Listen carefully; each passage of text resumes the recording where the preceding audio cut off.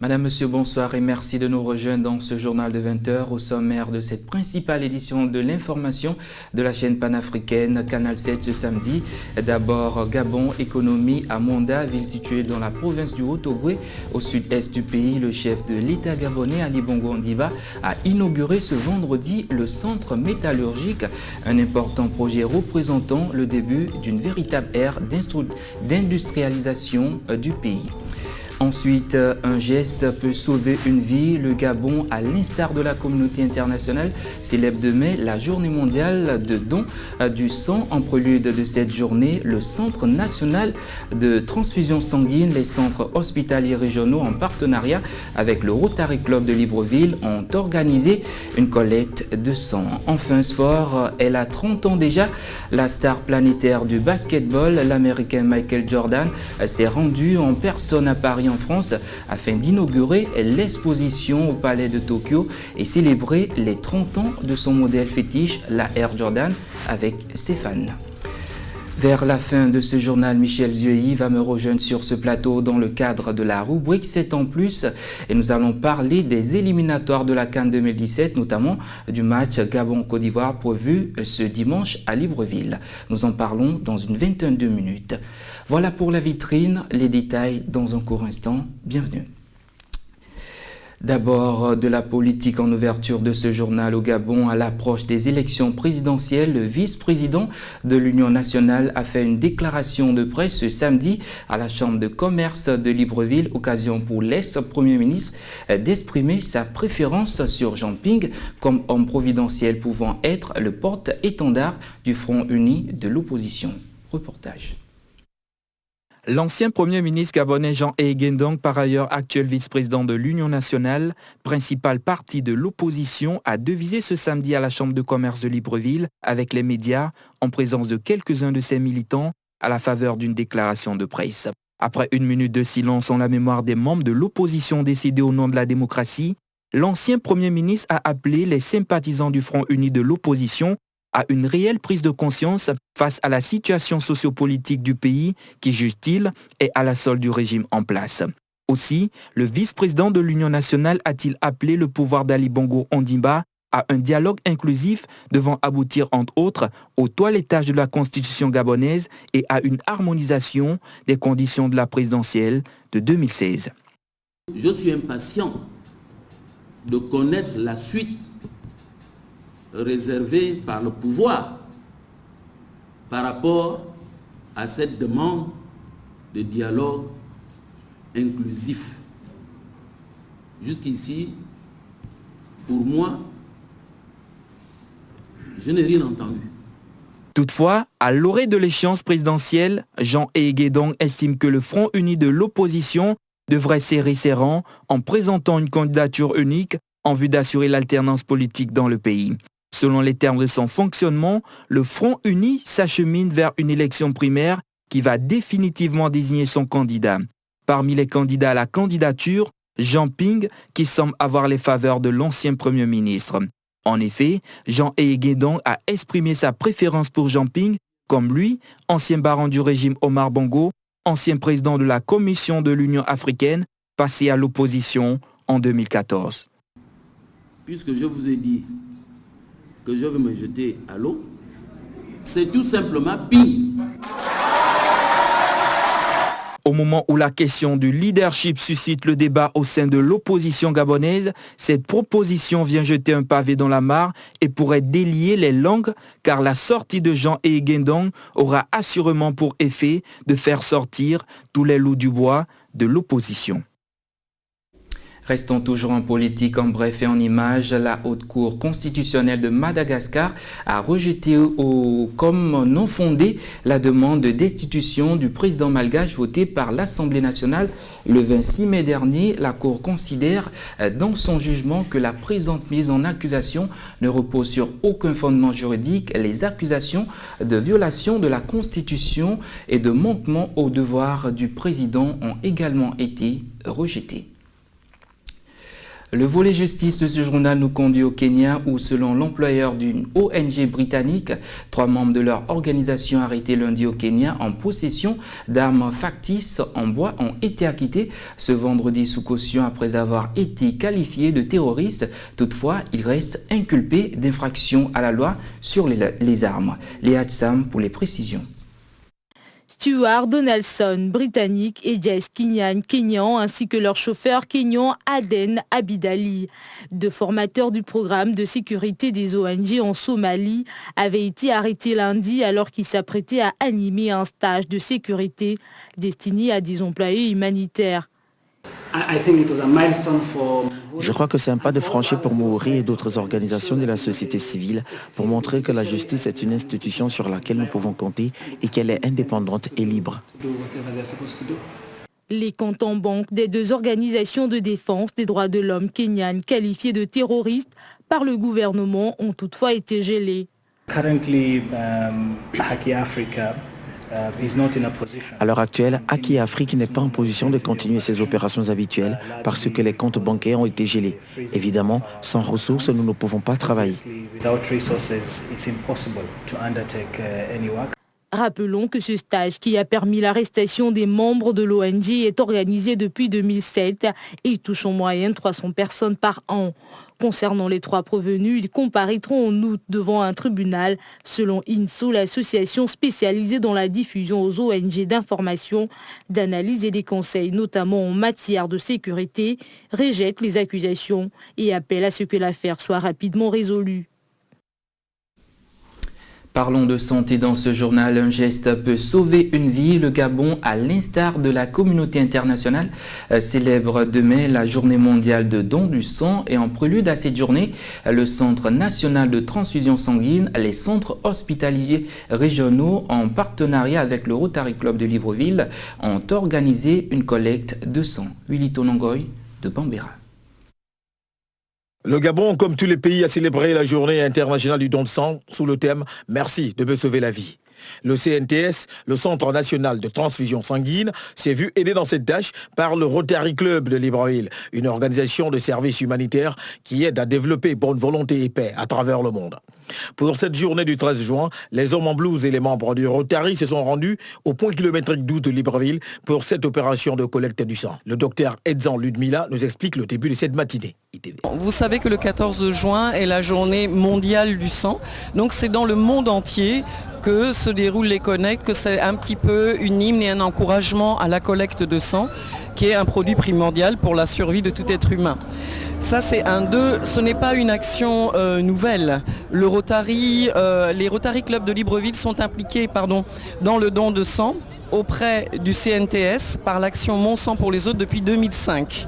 Ce sont ainsi 120 poches de sang qui ont été collectées ce samedi 13 juin, un taux supérieur à celui de l'an dernier lors de la même opération dans la capitale gabonaise. Le don de sang, acte généreux et vital qui permet de sauver tous les jours des milliers de vies à travers le monde, met en évidence la compassion et le sens moral qui symbolisent les valeurs humaines. Le sang, c'est pour permettre de sauver des vies et donc c'est important, donc je les encourage fortement. Pour le CNTS, la sensibilisation, surtout auprès des populations, est essentielle afin de les amener à maîtriser la culture du don de sang. Le Rotary Club nous a toujours accompagnés dans cette activité.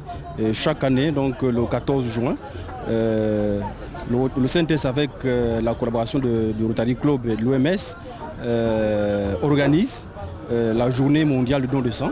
Et présentement, nous sommes dans ce cadre-là. Nous avons initié un certain nombre de manifestations, dont celle d'aujourd'hui, qui consiste d'abord à sensibiliser. Les donneurs, eux, sont passés de l'effort au réconfort en pensant qu'une goutte de sang est épaisse pour la vie. Il est donc utile de regarder autrement les donneurs de sang volontaires qui ne demandent rien en contrepartie de leur geste salvateur. Toujours au Gabon, parlons d'économie à Monda, ville située dans la province du Haut-Ogooué au sud-est du pays. Le chef de l'État gabonais, Ali Bongo Ondimba, a inauguré ce vendredi le centre métallurgique qui est un outil de transformation à domicile du minerai de manganèse. Cet important projet représente le début d'une véritable ère d'industrialisation du Gabon, confirmant ainsi la contribution de la compagnie minière de l'Ogooué à l'économie du pays. Reportage de Dina Koussou. Dans le strict respect de la politique d'un Gabon industriel souhaité par les plus hautes autorités gabonaises, un parterre d'invités nationaux et internationaux ont pris part vendredi à la cérémonie d'inauguration du centre métallurgique de Mwanda par le président de la République Ali Bongo Ondimba. Par le biais de cet instrument, le Gabon dispose non seulement d'une importante infrastructure industrielle sur son territoire, mais surtout d'un outil de transformation à domicile du minerai manganèse. Pour le chef de l'État gabonais, cette usine constitue un pas majeur vers l'industrialisation. La chaleur de votre accueil, votre forte mobilisation et votre enthousiasme témoignent de ce que ce vendredi 12 juin 2015 restera une date à jamais gravée dans notre mémoire collective comme étant celle du jour du lancement effectif du Gabon industriel dans son volet minier. Pour information, c'est en avril 2009 que la première pierre avait été posée par le feu président gabonais Omar Bongo Ondimba. Engagé dans un processus de réforme, le Gabon se dotera en 2013 d'un barrage électrique visant à concrétiser le rêve de voir sur son sol une usine de transformation du manganèse. Pour les plus hautes autorités gabonaises, en tête desquelles le numéro 1, Ali Bongo Ondimba, ce complexe industriel revêt une force symbolique et stratégique pour le Gabon en contribuant à l'industrialisation et à la dynamisation de l'économie de ce pays de l'Afrique centrale.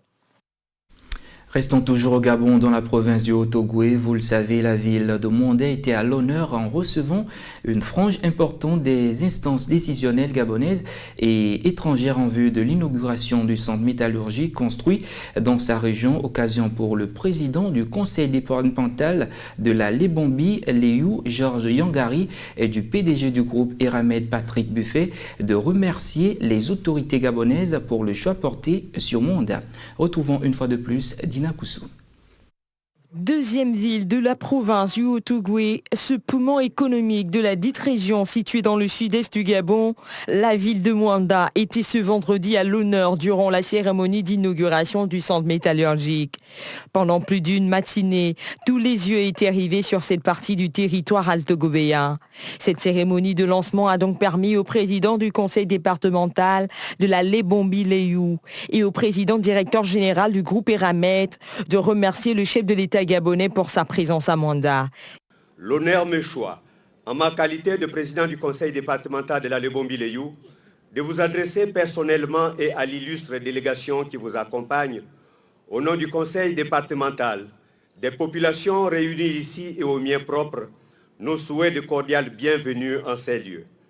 Votre Excellence, Monsieur le Président de la République, votre présence parmi nous, aujourd'hui, à la tête d'une importante délégation malgré votre très lourde charge, témoigne de votre grand attachement à l'activité industrielle et minière au Gabon et plus spécifiquement de votre sollicitude à l'endroit des réalisations du groupe Eramet Comilog.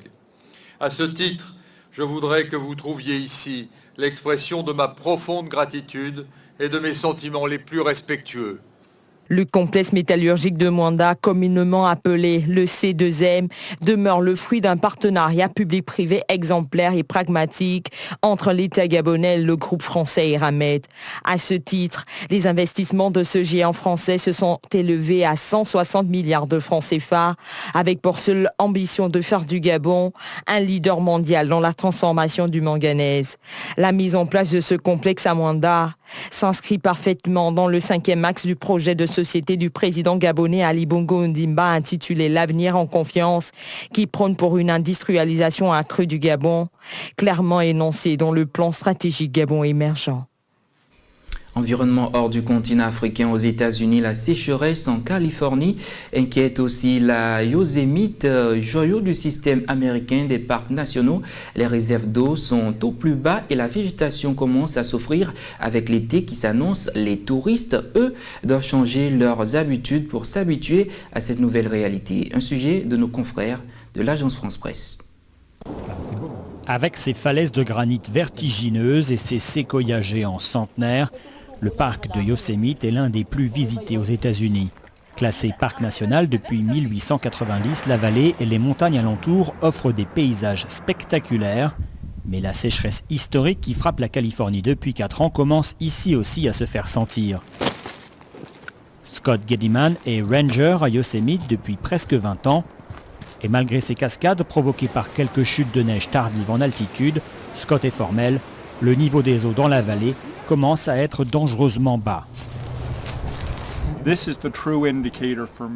Ici, vous avez un vrai indicateur. On peut voir que le niveau de la rivière Merced dépasse à peine 1 mètre et on n'est même pas encore en été. En plus, il va faire encore plus chaud cette année et on n'a pas eu de grosse chute de neige cet hiver.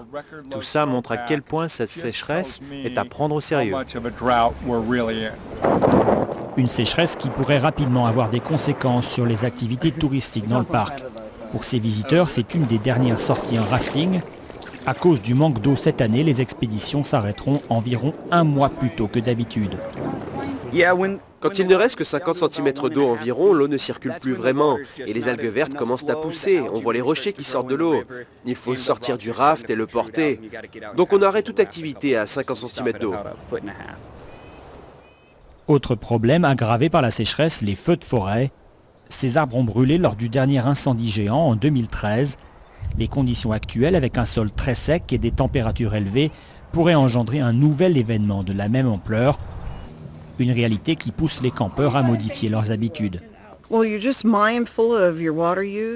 fait attention à l'eau qu'on utilise quand on fait la vaisselle et tout. Tout le monde fait très attention. S'il reste quelque chose dans cette bouteille, on ne jette pas. Ça peut servir pour le café du lendemain. Il y a plein de petites choses qu'on peut faire. Des efforts que la plupart fournissent sans hésiter car les effets de la sécheresse sont bien visibles. Par exemple, il y a ce lac qu'ils appellent le lac miroir. On est allé le voir, mais bon, ce n'est plus vraiment un lac. En fait, il est partiellement asséché. Chaque année, près de 4 millions de personnes venues du monde entier découvrent Yosemite. Et pour Scott, sécheresse ou pas, le parc reste une destination incontournable. Un mot de tourisme. Depuis quelques semaines, les restaurants de Djama El Fna de Marrakech, classés au patrimoine de l'UNESCO, font peau neuve, tous au même habillage ocre, couleur de la cité marocaine dont le cœur touristique a été rénové pour répondre aux normes internationales. Judith Koindo. Les restaurants situés au milieu de la place millénaire qui accueille en moyenne entre 50 000 et 100 000 visiteurs par jour ont récemment subi un important lifting. Ils abordent tous désormais les mêmes badges ocre, la couleur emblématique de la ville, et sont désormais construits avec des matériaux non inflammables. Ce n'est véritablement qu'à la tombée de la nuit que Djama El Fna s'anime pleinement et se remplit de milliers de personnes venues manger dans ces petits restaurants installés sous une simple toile et alignés les uns à côté des autres. Chaque soir, le spectacle est immuable au son des charmeurs de serpents. L'activité décuple sur la plus célèbre place de Marrakech, classée au patrimoine de l'humanité. Sans la plage Djama El Fna, il n'y aura pas, et sans les monuments, il n'y aura pas la ville de Marrakech. La plage Djama El Fna, il reçoit presque par jour entre 50 000 visiteurs jusqu'à 150 000 visiteurs par jour. Et les week-ends, il reçoit jusqu'à 200 000. Les affaires marchent bien aujourd'hui après une longue stagnation. Grâce à ce renouvellement, les touristes ont repris confiance et commencent à revenir à la place car il y a eu un changement qui est bénéfique pour nous les restaurateurs, pour Marrakech et pour tout le pays. Ce changement est pour le Maroc l'ambition d'être dans les standards internationaux, notamment en matière d'hygiène et de sécurité. Le Maroc enregistre quelques 10 millions de visiteurs chaque année, Marrakech constituant avec Agadir sur la côte atlantique la destination la plus prisée et a l'ambition de doubler ce chiffre à l'horizon 2020. Dans le reste de l'actualité en mode culture, Top Gear revient en spectacle à Johannesburg. Jeremy Clarkson, ancien de l'émission Top Gear, James May et Richard Hammond ont présenté à Johannesburg un nouveau spectacle qui ressuscite l'émission emblématique de la BBC dont Clarkson a été licencié en mars dernier. Je vous invite à apprécier les images de ce spectacle.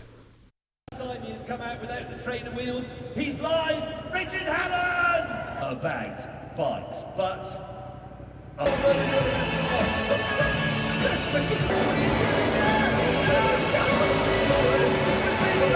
Mr. So-called Class 2 We all like being here. It's number one, and I'm not making this up. Three of us have never met. Have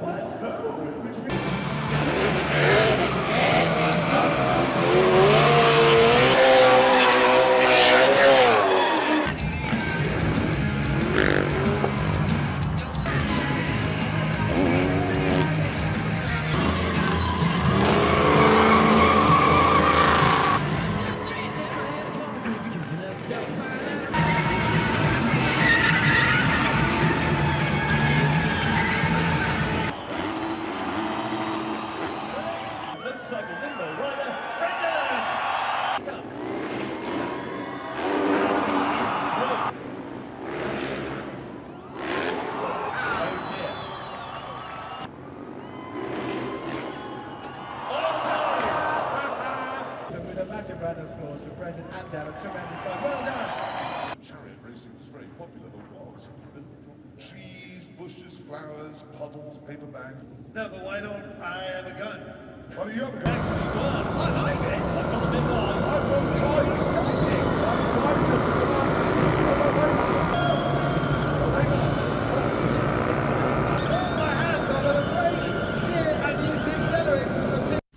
Direction la France pour ouvrir la page sportive de ce journal. Incroyable mais vrai, la star planétaire du basketball, l'Américain Michael Jordan, s'est rendu en personne à Paris en France afin d'inaugurer l'exposition au Palais de Tokyo et célébrer les 30 ans de son modèle fétiche, la Air Jordan, avec ses fans. Arrivé en France ce vendredi, Michael Jordan a été accueilli en triomphe par la population française. Michel Zuy. La star américaine de basketball Michael Jordan s'est rendue en France vendredi pour inaugurer l'exposition et célébrer les 30 ans de sa marque Air Jordan au Palais de Tokyo, rebaptisé Palais 23 pour l'occasion. Lieu de rencontre qui retrace la brillante réussite de la basket qui porte son nom. Le célèbre joueur des Bulls, retraité, est arrivé à Paris comme une rockstar en début d'après-midi afin de crédibiliser non seulement l'exposition événementielle interactive initiée par Nike qui lui est consacrée, mais également de se divertir durant son séjour avec ses nombreux fans. Durant 3 jours d'affilée, ils pourront réaliser leurs rêves auprès de leur idole.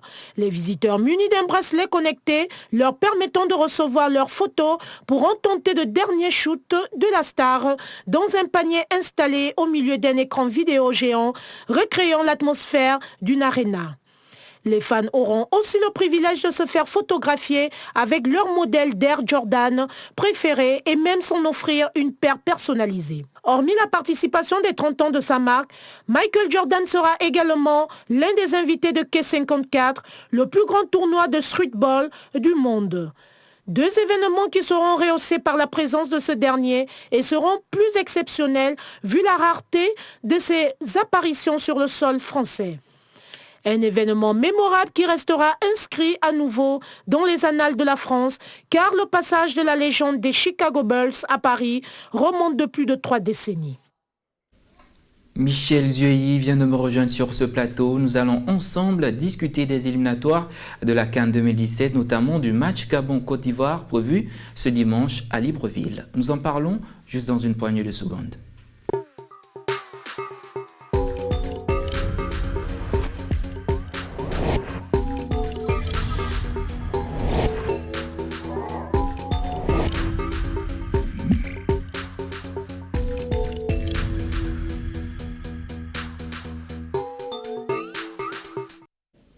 Dans le cadre des éliminatoires de la 31e édition de la Coupe d'Afrique des Nations 2017, les éléphants de la Côte d'Ivoire, champions en titre de cette compétition continentale, affrontent les Panthères du Gabon ce dimanche au stade d'Angondier de Libreville. Un match sans enjeu car le Gabon, pays organisateur, étant automatiquement qualifié, aucun point ne sera discuté ou encore distribué, mais la Côte d'Ivoire doit jouer l'honneur. Michel Zuy. Le Gabon reçoit la Côte d'Ivoire pour le compte de la première journée des éliminatoires de la Coupe d'Afrique des Nations Orange 2017 ce dimanche 14 juin au stade d'Angondier. Les champions d'Afrique qui sont contraints de défendre leur titre au cours de cette phase des éliminatoires admettent certes que la tâche ne sera pas facile pour eux dans cette première sortie officielle, mais qu'ils restent tout de même confiants. On va jouer notre maximum pour pouvoir remporter le match, ce qui ne sera pas facile. Ça va être un match intéressant à jouer parce que l'équipe du Gabon est une très bonne équipe. Maintenant, c'est le pays organisateur, donc c'est un match de préparation pour eux. Et nous, en tant que champions d'Afrique, on vient pour défendre notre statut de champion d'Afrique. Donc ça va être un très bon match. On peut dire que la Côte d'Ivoire s'est bien préparée pour ce match-là. Je pense qu'on a à peu près les mêmes joueurs, sauf Yaya et Gervinho qui ne sont pas là, mais on a à peu près la même équipe. Donc on est prêt à affronter le Gabon et ça va être un match agréable à jouer. Merci beaucoup. De nombreuses absences à ce derby sont enregistrées dans les deux camps. Du côté des champions d'Afrique en titre, les éléphants de Côte d'Ivoire devront entamer cette compétition sans leur capitaine Yaya Touré, Gervinho Yao Kouassi et Serge Aurier. Le pays hôte, quant à lui, qui reçoit à domicile, sera privé des cadres que sont Didier Ibrahim Don et le milieu de terrain du club français de première division de l'Olympique de Marseille, Mario Lemina. A noter qu'avant la confrontation de ce dimanche contre la Côte d'Ivoire, le Gabon s'était incliné le 6 juin dernier en amical à Niamey contre le Niger d'1-2. Pour ce premier match comptant pour les éliminatoires de la CAN 2017, le Gabon devra faire preuve de plus de vigilance et de concentration, tandis que la Côte d'Ivoire est contrainte de sauvegarder son honneur ce dimanche 14 juin au stade de l'Amitié de Libreville au Gabon.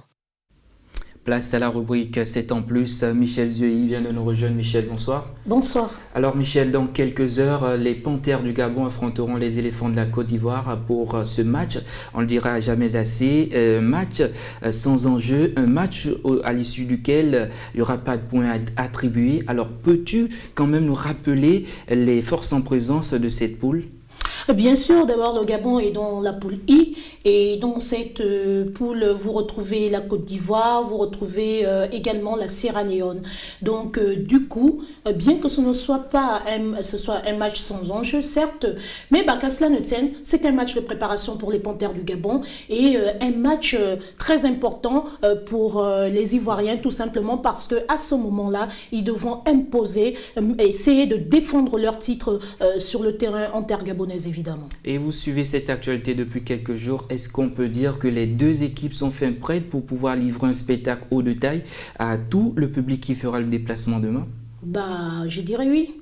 Pourquoi ? Parce que malgré le fait évidemment qu'on ait enregistré des grands absents tels que du côté ivoirien, vous avez Yaya Touré qui n'est pas là, vous avez Gervinho, vous avez Serge Aurier, mais qu'à cela ne tienne, l'union faisant la force, je pense qu'ils ont bien affûté leurs armes pour pouvoir aborder cette échéance, la phase des éliminatoires. Également du côté gabonais, c'est vrai, Lemina n'est pas là, mais ça ne saurait tarder. On pense que du côté administratif, la paperasse continue quand même à s'accorder à un certain niveau, qu'à cela ne tienne, il comptera sûrement le met en griffe dans l'effectif. Mais on a également Didier Ibrahim donc qui n'est pas là, mais ça ne change en rien l'équipe. D'accord, une équipe ne peut pas être handicapée parce qu'un joueur manque. Toutes les forces en présence sont importantes et tous vont se mobiliser pour pouvoir combattre demain, pour pouvoir aborder cette échéance. Effectivement, il y a des raisons diverses qui se suscitent d'une part et d'autre. Et on sait qu'il y a des absences liées à des raisons diverses. Mais quelles sont les chances des Panthères face à l'équipe championne d'Afrique ? Écoutez, en ce qui concerne les Panthères, si la cohésion prône, si la communication prône sur le terrain, évidemment, on renforce l'attaque parce qu'il faut tenir compte, d'accord, des résultats précédents. Vous vous rendez compte que le Gabon avait déjà essuyé un revers face au Niger, mais si le coach tient compte, tire les enseignements, déjà, voir ce qui n'a pas marché, je pense que le Gabon aura toutes les chances de gagner demain en posant le jeu, en établissant un état d'esprit fair play, la cohésion, la communication au sein du groupe et je pense que ça ira très bien pour cette formation. Vous nous rappelez l'heure exacte du match ? Oui, ça se déroule demain dans l'après-midi à 16h. D'accord. Merci Michel, merci d'avoir fait le déplacement. Mesdames, Messieurs, nous sommes pratiquement arrivés à la fin de cette édition d'information. Mais d'abord, le rappel des titres. En économie, le Gabon à Monda, ville située dans la province du Haut-Ogooué, au sud-est du pays, le chef de l'État gabonais Ali Bongo Ondimba a inauguré ce vendredi le centre métallurgique, un important projet représentant le début d'une véritable ère d'industrialisation du pays. Ensuite, un geste peut sauver une vie. Le Gabon, à l'instar de la communauté internationale, célèbre demain la journée mondiale de don du sang. En prélude à cette journée, le Centre national de transfusion sanguine, les centres hospitaliers régionaux, en partenariat avec le Rotary Club de Libreville, ont organisé une collecte de sang. Et enfin sport, elle a 30 ans déjà, la star planétaire du basketball, l'américain Michael Jordan, s'est rendu en personne à Paris en France afin d'inaugurer l'exposition au Palais de Tokyo et célébrer les 30 ans de son modèle fétiche, la Air Jordan, avec ses fans. Point final à cette édition d'information. Merci d'avoir été des nôtres. L'actualité continue sur Canal 7. Bonsoir.